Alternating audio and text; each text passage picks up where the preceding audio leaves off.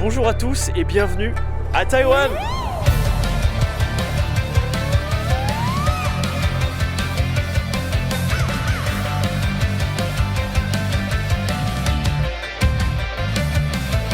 Si vous me suivez sur mes autres réseaux, vous savez que je suis à Taïwan pour quelques mois et pour cette raison, vous aurez le droit à plusieurs vidéos très différentes les unes des autres. Pour débuter cette série de vidéos, j'avais envie de commencer par le nord de Taïwan et sa capitale, à savoir Taipei. Vous avez lu le titre, pour vous vagabonds, je vais aller débusquer 5 lieux improbables à Taipei. Alors sans plus attendre, c'est parti!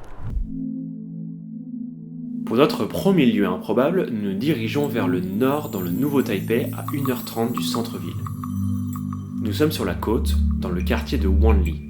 Tout paraît normal, banal, jusqu'à ce que vous tombiez sur ces ovnis, littéralement.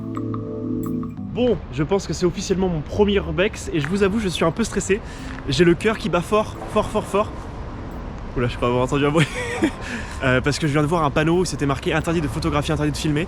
Je sais pas pourquoi, parce que les maisons ont toutes l'air abandonnées, enfin presque toutes, parce que j'en ai vu sur certaines, il y a encore le numéro, et il y a même une rue, donc il y a le numéro, donc je sais pas pourquoi ils mettent ça, sachant qu'il y a personne qui habite dedans. Mais regardez l'ambiance de ces maisons des années 70, c'est vraiment, je trouve, incroyable de voir ça encore en l'état, et c'est vraiment, il y a une rue complète de bâtiments comme ça, c'est sans mentir.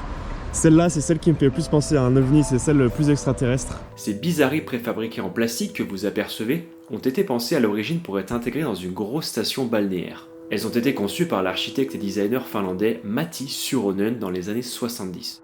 Et elles ont un nom, il les a appelées les Venturo. Ce même monsieur Suronen est assez connu pour avoir créé les Futuro, qui sont des maisons en forme de soucoupe volante comme celle-ci. À une époque en Europe, ça cartonnait, et je suis quasiment sûr qu'en créant une tiny house ou une maison minimaliste aujourd'hui, ça cartonnerait tout autant.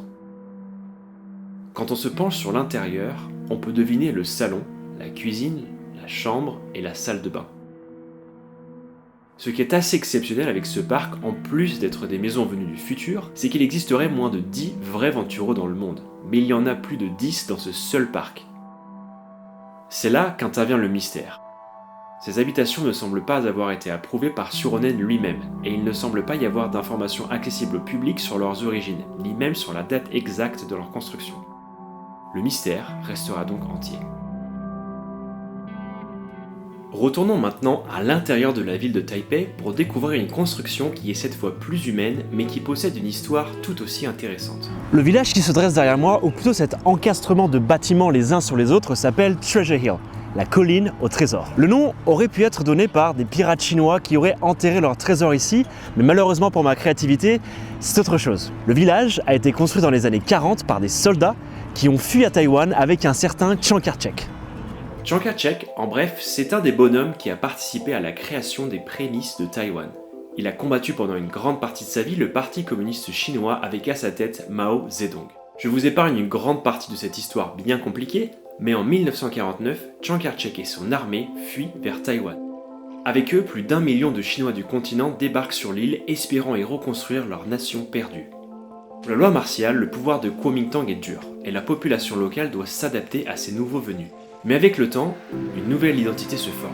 L'île ne reste pas qu'un refuge du passé, elle devient un pays à part entière où la démocratie finit par remplacer la dictature, et où l'histoire de Chiang Kai-shek s'efface peu à peu devant celle des nouveaux Taïwanais. Pour revenir sur notre lieu improbable, dans les années qui suivirent, années 60-70, les habitants construirent des cabanes à partir de matériaux mis au rebut d'une manière que l'on pourrait qualifier de pas vraiment structurée. Mais en raison de la construction anarchique des bâtiments, la ville souhaitait démolir le village et le transformer en parc. Treasure Hill était alors sur la sellette, mais un compromis a finalement été trouvé. La communauté a été rénovée et transformée en village d'artistes. Aujourd'hui, seulement une vingtaine de familles résident encore dans la zone et la colline au trésor est un véritable centre d'art local et international. Je tiens juste à ajouter pour la postérité que là, je visite actuellement Treasure Hill au pire moment de l'année. C'est l'hiver, donc ça caille, et en plus de ça, c'est le nouvel an lunaire. Donc, si vous voulez plus de soleil et davantage d'expositions ouvertes, venez à n'importe quel autre moment, ça sera mieux que ce que je suis en train de faire. Voilà. Transition, nous sommes toujours en hiver, mais cette fois, il fait beau. Et là, je suis en train actuellement de vous cacher la vue de notre prochain lieu improbable. Frustrant, non? Pour faire monter le suspense encore, je dirais que c'est un des monuments les plus importants de Times Square qui témoigne de la présence étrangère à Taïwan. Bienvenue au Fort Santo Domingo. Situé à Times Way, à 30 minutes de métro de Taipei City, ce fort a été construit en 1629 par les Espagnols. Ouais, je sais, c'est déjà assez improbable et ce n'est que le début. L'histoire est folle. Le fort Santo Domingo était destiné à faciliter l'imposition de la domination espagnole sur les populations chinoises et aborigènes du nord de Taïwan. Cette place forte a été capturée par les Hollandais en 1642, lorsqu'ils ont chassé les Espagnols de l'île, ce qui nous fait une deuxième occupation européenne pour le même endroit. Les Hollandais ont remplacé la palissade construite par les Espagnols par un fort en pierre. En fait, le fort de 13 mètres de haut que l'on voit aujourd'hui n'a quasi plus rien d'espagnol. En 1867, les Britanniques louèrent le fort et entreprirent des rénovations massives, dont la construction de l'imposant consulat britannique dans la partie orientale de l'enceinte de la forteresse. Sa véranda en briques et ses tuiles rouges complètent la palette de couleurs et le design du fort. Santo Domingo est aussi connu sous le nom de Hong Mao Chang, qui signifie le fort des têtes rouges, en référence aux cheveux roux de ses occupants hollandais. Donc, pour le même lieu, nous avons 3 occupants à différentes périodes. Plutôt cool, non? Vous vous souvenez de Chiang Kai-shek? Eh bien, il est encore question de lui pour le bâtiment qui est derrière moi. Chiang Kai-shek voulait impressionner ses invités et accueillir des dignitaires étrangers. C'est ainsi que Sun Moon-ling, sa femme et lui ont décidé de construire cet hôtel et l'ont sobrement baptisé le Grand Hôtel. Ce qui lui va, ma foi, assez bien. C'est un superbe bâtiment de 12 étages et l'un des plus beaux édifices chinois classiques au monde. Bon, c'est un beau bâtiment, certes, vous pouvez le constater, mais le plus impressionnant et le plus improbable réside à l'intérieur de celui-ci.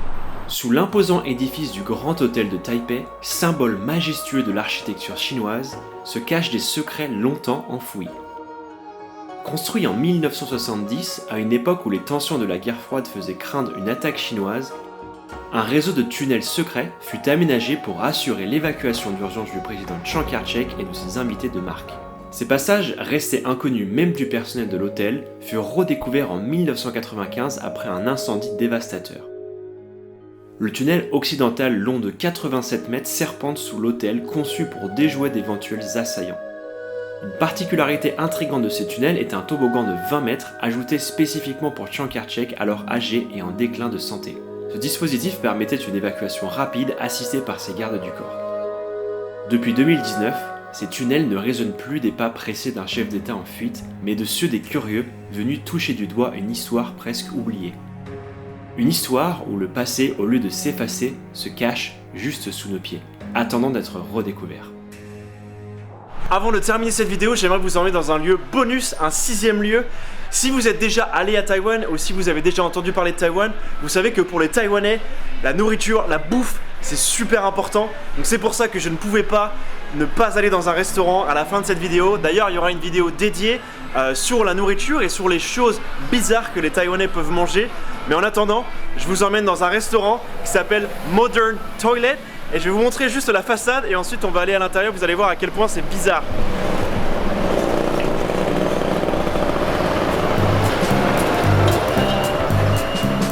Alors c'est parti! Tout a commencé en 2004 à Kaohsiung au sud de Taïwan lorsque Wang Ti-wei, ancien banquier, a eu une idée pour le moins originale.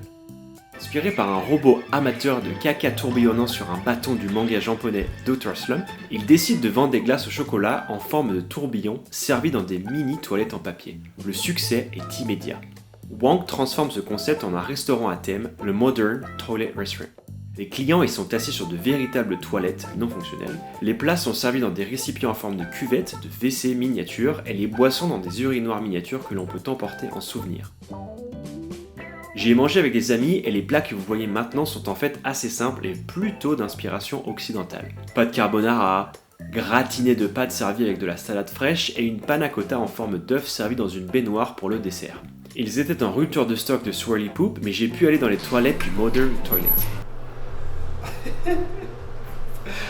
Qu'est-ce qui se passe? Est-ce qu'il y aura d'autres trucs spéciaux ici? Spéciaux? Non. Ok. Ok, ça c'est vraiment spécial. Alors, est-ce une expérience de bon goût ou un coup marketing tiré par la chasse? Peu importe, au Modern Toilet Restaurant, on vient pas vraiment pour la cuisine, mais pour le plaisir de dire qu'on a littéralement mangé dans les toilettes. Une chose est sûre, ici, on ne prend rien au sérieux. Un lieu par contre qui se prend vraiment au sérieux, c'est notre prochain et dernier lieu. Cet immense mémorial commémore la mémoire de 400 000 soldats tombés pour la République de Chine, pour la plupart en Chine. Nous sommes ici pour le lieu, mais principalement pour la relève de la garde qui se produit une fois par heure. Je le répète, mais le lieu est tellement immense que ça leur prend une vingtaine de minutes pour changer de garde. Je propose donc un compilé des 2 fois où j'y ai assisté, avec un débriefing à chaud après.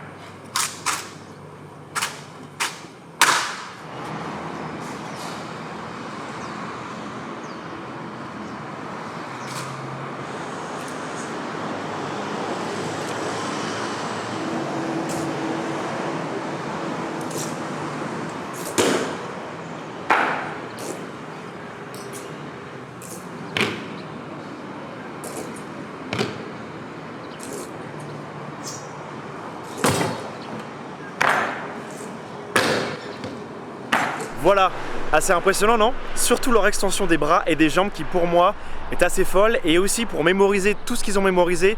Franchement, chapeau les gars. Ça marque la fin de notre vidéo à Taipei et de ces 5 lieux improbables à voir à Taipei. J'espère que ça vous a plu. Vagabond, si jamais ça vous a plu, n'hésitez pas à mettre des pouces en l'air, à commenter et aussi à partager la vidéo. Vous savez, c'est très important pour moi. Et je vous retrouve très bientôt pour une nouvelle vidéo.